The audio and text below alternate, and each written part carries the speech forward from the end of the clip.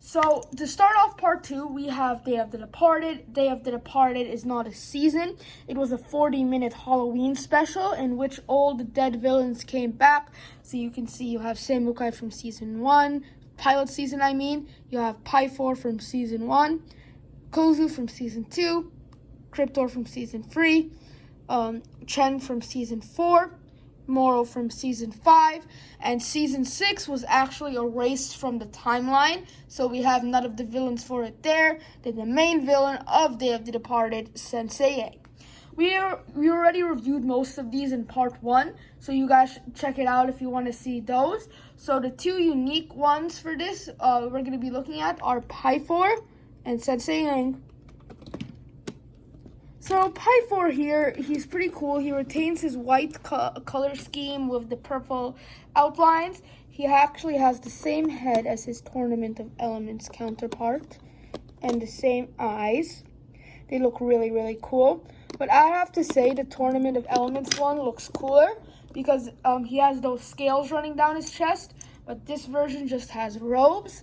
But something kind of cool is that they made his giant diamond peek out from under his robes. That's a cool detailing. He has the same awesome white tail as his counterpart Pyfor, and the same mold as all the other serpentine tails. And not really too much to say about him. Next up is Sensei Yang. He is the main villain from Day of the Departed. He is the creator of air jutsu, and his students were like these stone ghost people because, well, they died just like him. But then the goal of Day of the Departed was Cole accidentally broke one of the magic things he owned, and that made all the villains come back. He is pretty awesome. I love how he has that black bushy beard. It's pretty cool and unique. He has the silver rice hat, like the one on the statue of him in front of the Temple of Air Jutsu. And if we take off his beard, you can see he has this ghost mustache looking thing. It looks super cool. At the back, he has this holder for his weapon. Then if you take this off, you can see he has a black and gray dragon. Looking awesome. So this was a cool nostalgia thing. It didn't really give us too many unique figures. Kozu was pretty unique. And we got the Sensei Yang and a new version of White Pyfor. So really nostalgic season and added to our collection. Now we are at Hands of Time of Ninjago, which is season 7. And this is a super cool wave in my opinion. It's one of my favorites storyline wise and minifigure wise. Let's get started here. So I'll be looking at the two time twins, Acronix and Crux, together because they are very similar. On the left, you have a Crux, and on the right, you have Acronix. The Time Twins have a very interesting backstory. During the Serpentine Wars, they were fighting alongside Master Wu, Garmadon, and the Elemental Masters.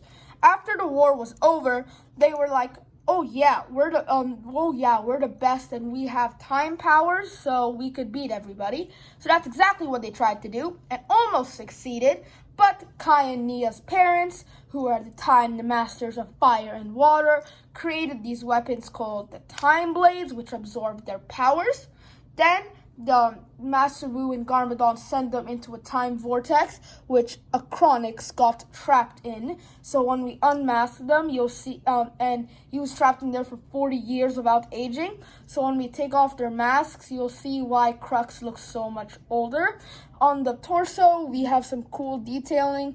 Main part is very similar, but Crux hates technology, and he has this old-timey timer there. But Acronix absolutely loves it, so he has this MB3 with some hanging earbuds. They have the same cool hood piece with the bronze time, and then they have the same capes They're like basically half a cape, and the backs are slightly different and slightly reflective. So now let's take off their masks. You can see Crux looks a lot older with his gray eyebrows and gray mustache. And Acronix, he has this cool little bandage on his face and some wrinkles. And Acronix doesn't have a dual-sided face, but Crux does, because after the whole incident of Acronix getting sucked into the vortex, he posed as Dr. Saunders, who was the head of the Ninjago Museum, and he got closer to the ninja that way, and we got his hairpiece for when he is in Saunders form. So these are pretty awesome figures, and I like the slight differences they made to distinct the two. This figure is a different version of Crux. This was Crux when he was little.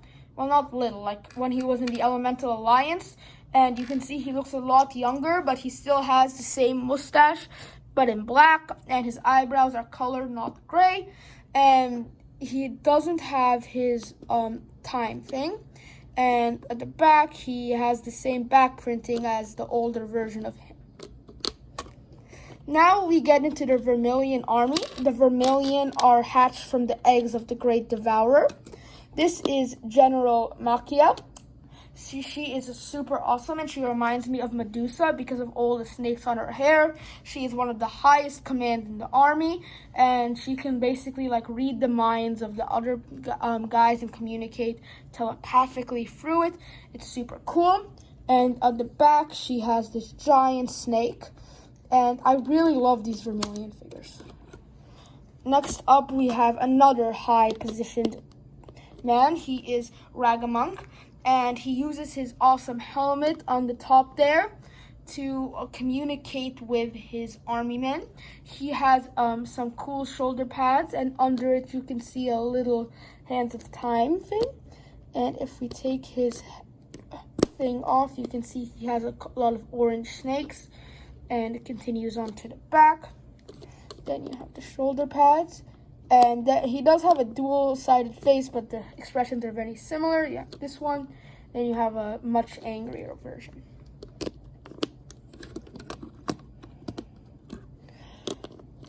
Now here we have Blunk. Commander Blunk looks like a tough guy in the Vermilion army, but he gets upset so much and he takes credit for other people's work. He has this cool helmet with the transparent orange snakes and slightly different shoulder pads. And if we take it off, you can see he has some snakes, and he is a brighter orange than Ragamunk. And at the back, like the others, he has the snakes continuing. And he does have a dual-sided expression. One is this angry face, and one is like a confused while angry. Pretty cool. Now this figure here is Slackjaw. He looks super awesome, and he has the same helmet as the guy we just reviewed, but with the red transparent snakes. The face he has on right now is kind of a confused look, and on the back he has this angry look, and he has some pretty simple torso printing compared to the others. Now, for the final minifig here, we have Tanin. And Tanin is harder to defeat than a lot of the other warriors. He can open his mouth so wide and swallow his opponents whole. So that's something the ninja have to look out for. And he does not have the transparent helmet. And like all of them, he has two expressions. As I said, one of my favorite seasons for Ninjago, minifigure and story-wise. It just really hit it off for me. So now let's go on to the next season. We have made it to Sons of Garmadon, Season 8 of Ninjago. Shortened for that is SOG, so that's what I'll be calling it. And the minifigures are phenomenal, but I didn't really like the season that much. First up here is Kilo. He is wearing one of the free Oni masks. Oni masks are the relics from the first realm. There, as I just said, there are free. The Mask of Deception, That's what he's wearing. The mask of vengeance, that's what Mr. E is wearing. And the mask of hatred, that's what Ultraviolet's wearing. His job in the SOG gang is he recruits new members and he tests them in a deadly race called the Thief. He has a lot of tattoos, as you can see. On his stomach, you can see an LO, and his jacket covers the rest, and of course it says Kilo. And on his arm, he has tattoos of what I am assuming are supposed to be the free Oni masks. His jacket looks super cool with a number and Garmadon patches all around. He has some cool skull knee pads. And if we turn it around, you can see his shirt kind of gets cut off. And he has those stud holes for holding a banner, which came in the set he came in. Pretty awesome fig. Next up is Mr. E. He is wearing the Oni mask of revenge, and it is my favorite Oni mask because I really love red. Super cool. He has this power up kind of feel on his top torso. Looks awesome. And if we turn him to the back, you can see he has that Sons of Garmadon logo. In the set he came in, he actually had this upper torso piece as an extra. Right there. Super cool. And his real head, is the one right here. It has a red visor right there, and his torso, just like Kilo, you see has a bunch of patches and a number. If you flip up his red visor, oh, the head's kind of turned. That was my bad. You have these glaring red eyes. Mr. E is a ninjoid and never talks at all. So everybody thinks he was the quiet one, which is the name of the leader of the Sons of Garmadon. But later it turned out to be Harumi. So that was a really good deception tactic. 10 out of 10. Next figure up, we have Ultraviolet. She is this maniac biker who makes really dark jokes, and she is second in command to Mr. E. She is wearing the Oni mask of hatred, which I think looks a little less cool than Mr. E's mask of vengeance. It has purple and yellow detailing and 2 ponytails. When she doesn't have it, she's just wearing one. If we flip up the mask, we can see her regular face. If we take a closer look at the torso, you can see she has power, energy, like the Oni mask is corrupting her. And on the back, if we take off her helmet and shoulder pads, of course, you can see she has this Sons of Garmadon energied up thing. And I think that's a really nice touch. They didn't just leave that blank and put the effort to put the logo in the energied up form.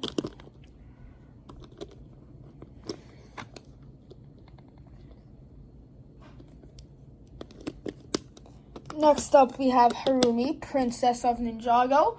And surprisingly, she actually turned out to be the leader of the Sons of Garmadon. She is in her princess robes right now, but her villain robes will appear in the next season because she wears them more then. She has these really cool dark green robes with some red and gold highlights, and there's a little bit of negative space, as you can see right there and there. Her face and hair look phenomenal. The face paint was really well done. The hairpiece has a really cool crown, and if we turn it to the side, you can see this awesome white ponytail.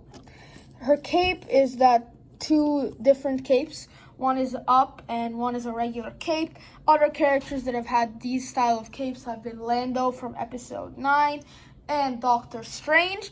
But of course they have their own color and all that. Harumi has white with red flowers. If we lift up the cape, sadly we don't have too much printing. We just have some dark green robes with a little bit of more negative space.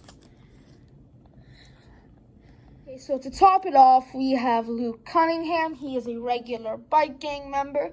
He has this really cool sleeveless jacket with some reflective printing. And he is wearing his signature night vision goggles, which if we flip up, We can see his face, kind of a cunning look. He really loves doing the gang's dirty work and is very dedicated to the gang. And at the back, he has the Sons of Garmadon logo.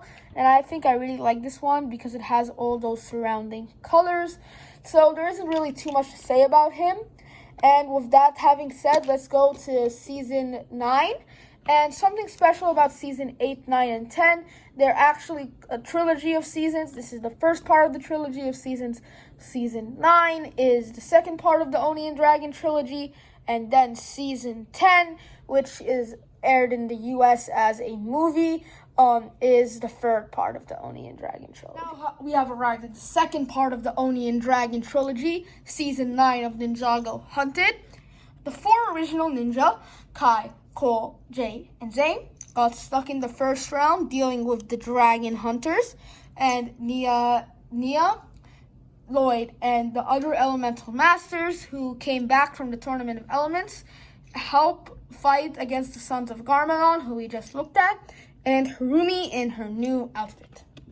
Take a closer look at it. You can see she has a really cool expression with the red painted on mask, and if we move it back a little, you can see she has some dark blue highlights with some chains, and it's really hard to see.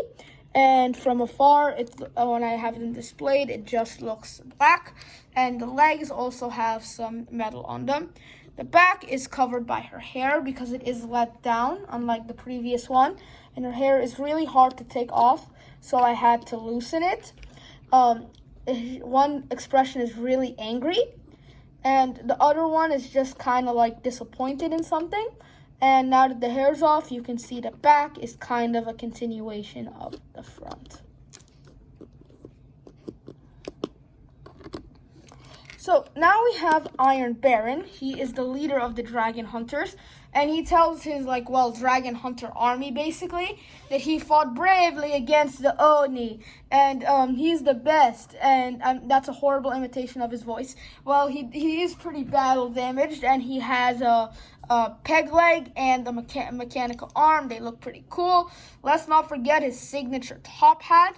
You can see on all the Dragon Hunters when we get to them, they all have similar orange, green, and black torso patterns.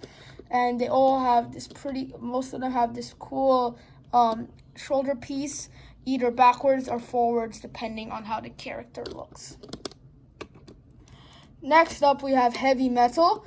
She is Iron Baron's second in command, but her real name is Faith, and she later joined the Ninja because she wanted to, Iron Baron was, being really bad. And she has this brown rice hat, just like the Garmadon that we will take a look at soon.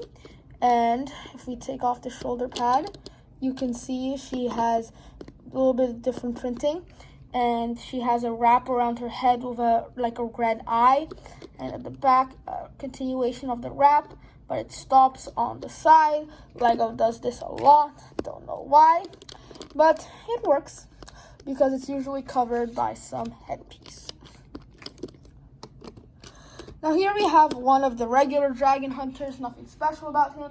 His name is Skullbreaker, and the reason he has that name is that he has been really injured by his prey, and he is very loyal to Iron Baron, but he cheers when his leader is finally defeated at the end of the season, which is kind of ironic.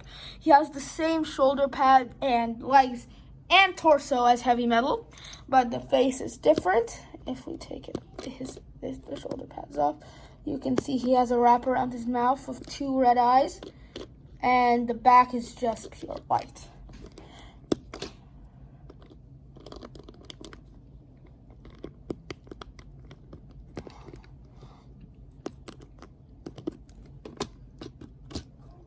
Now, this guy looks really cool, as I really love his mohawk. His name is Jet Jack, because his signature thing on his back is a jetpack. He is Iron Baron. She wants to be Iron Baron's second in command, but that position is already taken by Heavy Metal. And she always flies around in her jetpack, hoping she will find a dragon. She has the same legs as Heavy Metal and Skullbreaker, but her torso and face and hair is different. The torso kind of looks more like she has a jetpack strap right there. You can see it there. She is blind, so she has a metal thing over her eyes. If you turn it to the side, you can see she has a super cool mohawk with some little remains of her hair at the back. So now let's go to the third and final part of the Oni and Dragon trilogy, the March of the Oni. Now for the last part of the Oni and Dragon trilogy, Season 10, March of the Oni. In some places it was aired as Season 10, but really short, 4 episodes. But here in the US, it was aired as 1 hour and a half long movie. And these figures look pretty awesome. First, we have one of the Oni army men. He has short legs and a half mask. He has the same torso prints as all of them, and they all have the same headpiece right there. And the army men have these tiny horns, and they look really angry at something. They escaped from the first round when the ninja escaped it at the end of season 9. And then they basically fought the ninja, and the ninja had to go through this whole big deal of getting back their golden weapons to fight it. And then how they ended up defeating it was the ninja, Garmadon, and Sensei Wu had to make a giant tornado of creation to defeat them. This is the leader of the Oni, and oh my god, one of my favorite figures of all time. He does have the same torso printing as his army men and the same shoulder pads and pure black legs, but oh my god, his face looks awesome. His horns are so tall and they just look really awesome. And the Oni face actually looks similar to the Oni mask. No surprise there. And if we flip it up, you can see a regular Oni face. But in the show, this is his face, so keep it down. Now we have another Oni army man. He is basically the same as all the others, except he has different shoulder pads. And yeah, that's pretty much about it. These are super, super cool, and I absolutely love them. I wish they came out in sets and not just their own pack, because it would have been really cool to see them in the monastery of Spinjitzu, so we could have more of them. Yeah. So that's gonna wrap up the Oni and Dragon trilogy. Now, season 11 has 2 main parts: the Fire chapter and the Ice chapter. Completely different villains, completely different stories, so we'll be looking at the figures separately. First figure here is Asphira. She is the main villain of the Fire chapter and has a pretty interesting backstory. When Master Wu was just a kid, she got him to teach him Spinjitzu, and she tried to conquer Ninjago with it.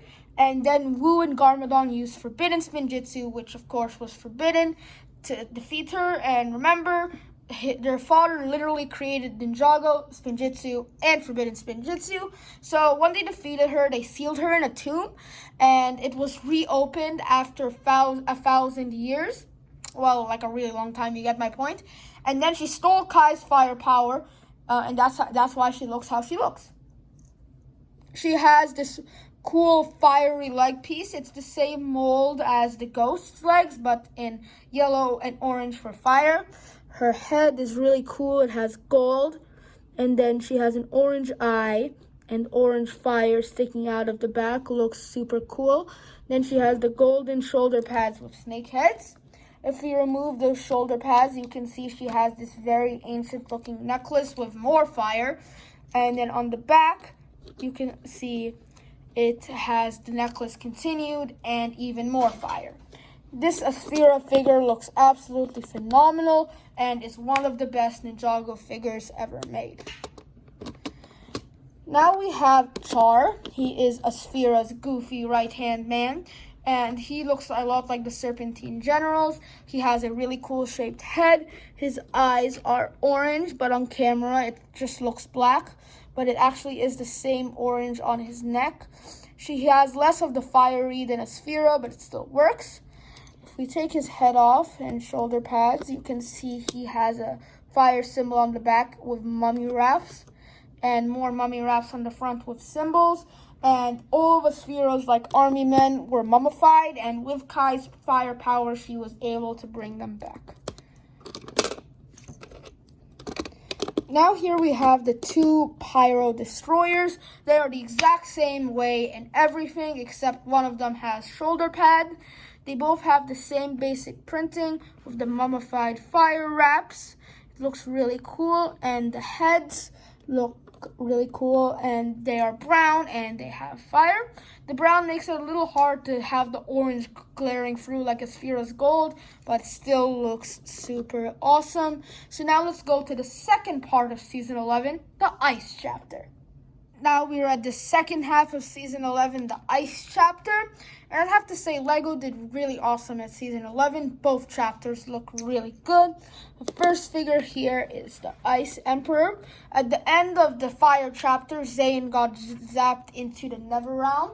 And then he forgot who he was and all that. So General Vex, who we'll see in a minute, and he was still human at that point, so he convinced Zane he was this giant ice emperor, and time is all warped there. So at the perspective of the people in the realm, he was ruling for decades. He is a really cruel emperor, destroys villages, all that, and the realm is covered in ice, and it's really easy because Zane can control ice to be the emperor. And when he wants to, he can make the winter even harsher, and yeah. He has these really cool samurai pieces, the armor and the helmet that goes all the way around.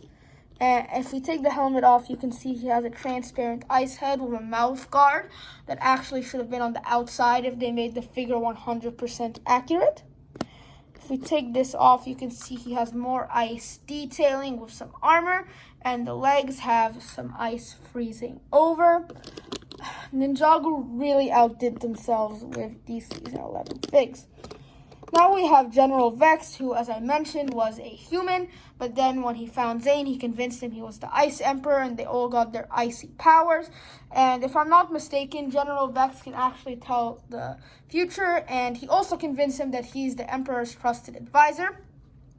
He has the same thing as the Emperor, the armor and helmet, but in gunmetal. His head is not transparent, and he has an ice mustache. It looks pretty cool. And then he has a torso piece, which is the same torso piece as Blizzard Swordsmaster, which we will see in a bit here.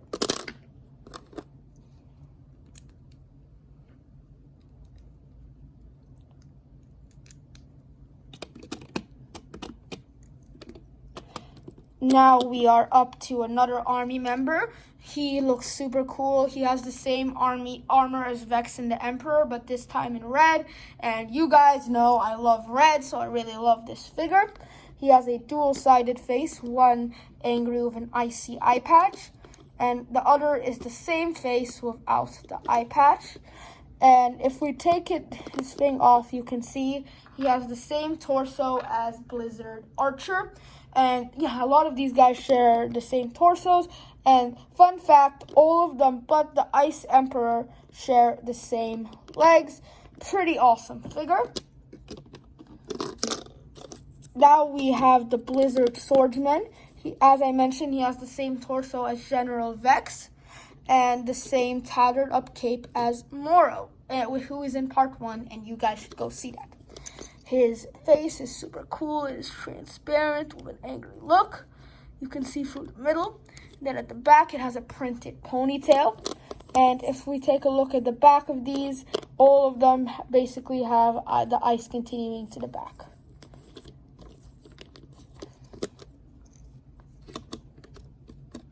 Now we have Blizzard Archer. He always has his bow and arrow at the ready, and he is ready to fend off any invaders of the Ice Emperor's castle. He has the same torso piece as the warrior we showed you back here. And he has this awesome shoulder pad, which is transparent blue with spikes. He has this cool helmet, and depending on which version you got, he either had it like this, or he had this big thing coming out of it, the big ice coming out of his helmet. Looks pretty cool. And he has the same double-sided face. He has the one regular and one with an eye patch. So that's going to wrap up Season 11, who have some of the best figures ever created. We're at Prime Empire in Season 12 of Ninjago. Everybody who played Prime Empire got sucked into the game, so the ninja went in to save them. And these are the villains. First, we have Unagami, who is literally the actual game. And, like, he can pause time in the game and do whatever he wants in the game. He can be a human like this, monitor everybody at once, and become a dragon. He's insane. He has this exclusive hairpiece with a red tie and a ponytail. His beard piece is white and long like Master Wu's, but instead of having the curvy effect, it just goes straight down. If we take off the beard, you can take a better look at his facial expressions. The one right here is his regular face. It's kind of smiling. And the other one at the back is that he's super mad at something. I don't know what got to him there. Then on the torso, you can see he has this game that looks like Pac-Man. And I think that's a cute detail. Here we have the sushi chef called Sushini. He was in the Empire Temple of Madness in this nice looking sushi shop. So when Jay and Neo were the last two alive, Jay thought it was just a rest point like most video games have, but it was a trap, and then he attacked Jay and Neo. He has red skin with some black hair sticking out. He's wearing this white tank top with pixelated stains, and for some reason he has a belt. And at the back, he has these specially designed shoulder pads for Prime Empire. And if we take it off, you can see he has a dead fish in there with an X in the eye. Kind of cool because it is a video game. Then here you have his face. If LEGO wanted to make him bold, they could have just done this like they do with other stuff. But they went a step further and actually added a flat piece to put on his head with a bandana. Looks cool. And how I said the shoulder pads were specially molded for Prime Empire, this is because that you can put their health bars up in the back. And all of them have the same exact health bar with the orange, and all of them have the same shoulder pads but in different colors. And I don't like to keep them on because they don't look good and they're hard to keep in the display. Next, here we have Harumi. This is not the real Harumi. It was an illusion to basically break Lloyd because Lloyd loves Harumi, but then she turned out to be evil. Her facial expressions are the same ones as the one we saw in the Hunted Harumi, and they didn't change at all. As you can see, both have this really angry face up the front, and they both have the kind of disappointed face at the back. Harumi kind of looks like she's wearing a jumpsuit with some icons, and again, she has the negative space there. And if we turn it to the back, she has very few details, just some more negative space and some basic line outlines. Next up here is Red Visor. He's basically the police in the game, and there's like many of them, but I just wanted to put one in here because they're all identical. They all have the number 404 on there with some Space Invaders looking like game, and they get the name from the red visor that flips up, which is actually more orange. They have two faces. One is really angry, and one is the Prime Empire logo, but it kind of looks like a happy face. Now we have these two guys here. They are from the Rat Brotherhood. You can see they have really cool molded rat heads with VR looking goggles, and they all have pixelated stuff on their chests like a skull, a potion, some cheese. Just looks really cool. And if we turn it to the back, you can see they have the same shoulder pads as Sushini but in black. If we take their heads off, you can see they have printing there. This one has some like a thumbs up icon with some of those things, and the other one just has kind of a continuation of some armor. These Rat Brotherhood guys didn't really do much in season 11. 12. I don't think they even had 10 minutes of screen time, and they weren't really that important. So that wraps it up. This is the most recent wave of villains we've got. And now we're going to finish off the video with the Garbodons from the second half of the series. It's Garbodon! So most of the Garbodons here are from the movie. Actually, 4 of them are, as Garbodon was the main villain for the Lego Ninjago movie, which made sense. And all of them are very unique, and let's dive into it. The first Garbodon here is on his date with Masako. In the show, he was a regular person when he was dating Masako, but in the movie, he still had his 4 arms and all that. He has this brushed blonde hair and some sunglasses. He is wearing slightly former clothes with some of a tie and short sleeves. And something special is the arm printing. Lego does have a lot of arm printing where it doesn't happen often. You can see he has the sleeve and then his arms. This is actually a flip torso. We usually have the armor in the front, but this time it's on the back so they could show the tie printing. And this is honestly just a really cool minifigure, and I'm glad they made it. Now here we have the shirtless Garbodon. This is one the ninja were exploring in the jungle for the ultimate weapon. And he basically has, since he has 2 torsos, way more than a 6-pack. And he has these brown pants with a dark blue belt. And he has a half cape, which kind of looks explorer-like. And again, we have the armor at the back. He has the same rice hat as Heavy Metal, the brown one. And instead of the cool sunglasses expression, he has a really angry expression. Now we have the regular Garbodon from the movie when he was attacking Ninjago. There is another version where he has the same helmet as this Garbodon, but I wanted to get this one because it's more unique. He has, again, the dark blue belt with the top torso. He has some armor and, again, a really angry face. He has a black rice hat this time. Looks pretty awesome. And at the back, he just has a continuation of his belt. Now, this is kind of a funny Garbodon. This is Garbodon in his PJs when he butt-dialed Lloyd. It was kind of a joke in the movie. You can see he has volcanoes all over it, and he's kind of smiling, a deceiving smile. And again, he has arm printing with the volcanoes on the arms. And the armor is on the back, so we could see the volcano pajamas.